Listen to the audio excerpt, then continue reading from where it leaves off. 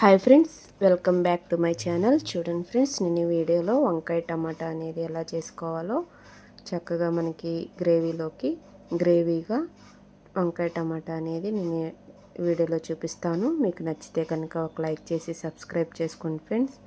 ముందుగా నేను అన్నీ కట్ చేసి పెట్టుకున్నాను.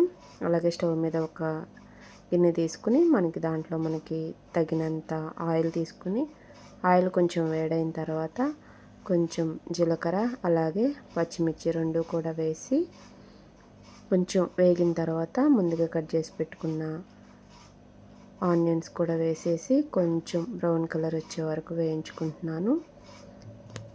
ఈ విధంగా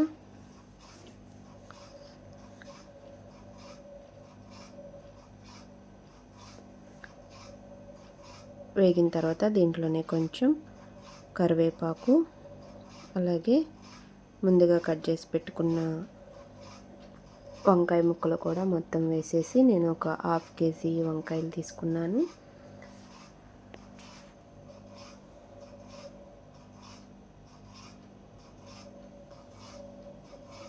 ఇలా కట్ చేసి పెట్టుకున్న వంకాయలన్నీ కూడా వేసేసి చక్కగా మొత్తం ఒకసారి కలుపుకొని దీంట్లోనే నేను ములక్కాయలు కూడా వేసాను ఫ్రెండ్స్. కొన్ని ములక్కాయలు కూడా వేసేసి అలాగే కొంచెం ములక్కాయలను వంకాయ వేగిన తర్వాత ముందుగా కట్ చేసి పెట్టుకున్న టమాటాలు కూడా వేసేసి కొంచెం అవి కూడా మొత్తం కలుపుకుంటున్నాను.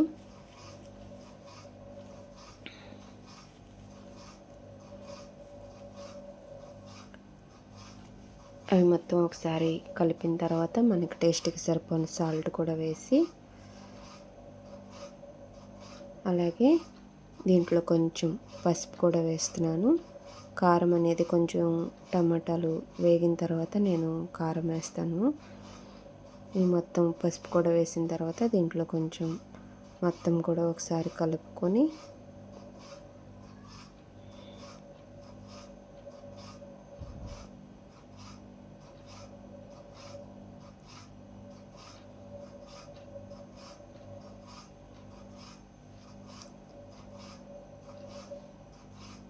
ప్లేట్ పెట్టేస్తే మనకి మొక్కలన్నీ కూడా చక్కగా మగ్గుతాయి. మగ్గిన తర్వాత నేను 1 స్పూన్నర కారం కూడా వేసేసి మొత్తం ఒకసారి కలుపుకుంటున్నాను.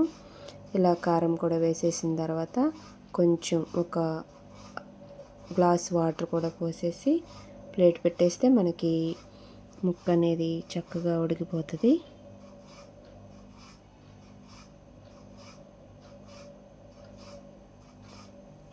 ఇలా వాటర్ పోసి ప్లేట్ పెట్టేస్తే చూడండి ఈ విధంగా కర్రీ అనేది చక్కగా రెడీ అయిపోతుంది.